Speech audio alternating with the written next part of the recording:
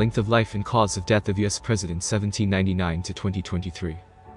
Since 1789, the United States has had 45 different men serve as president, of which 6 are still alive today. Officially there have been 46 presidents, as Grover Cleveland is counted twice.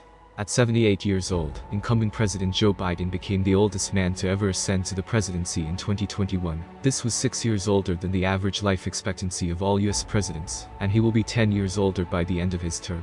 8 presidents have died while in office, including 4 who were assassinated by gunshot, and 4 who died of natural causes.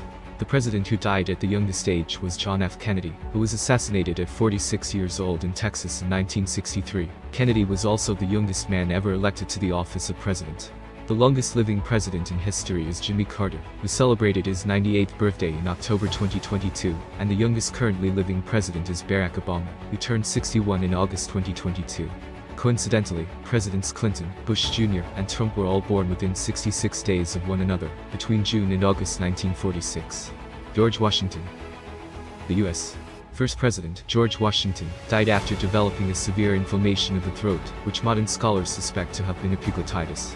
However, many suspect that it was the treatments used to treat this illness that ultimately led to his death. After spending a prolonged period in cold and wet weather, Washington fell ill and ordered his doctor to let 1 pint of blood from his body. As his condition deteriorated, his doctors removed a further 4 pints. In an attempt to cure him, the average human has between 8 and 12 pints of blood in their body. Washington passed away within 2 days of his first symptoms showing, leading many to believe that this was due to medical malpractice, and not due to the inflammation in his throat. Bloodletting was one of the most common and accepted medical practices from ancient Egyptian and Greek times, until the 19th century, when doctors began to realize how ineffective it was. Today, it is only used to treat extremely rare conditions, and its general practice is heavily discouraged. Zachary Taylor.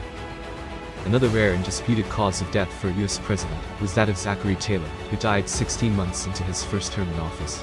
Taylor had been celebrating the 4th of July in the nation's capital in 1850, where he began to experience stomach cramps after eating copious amounts of cherries, other fruits, and iced milk.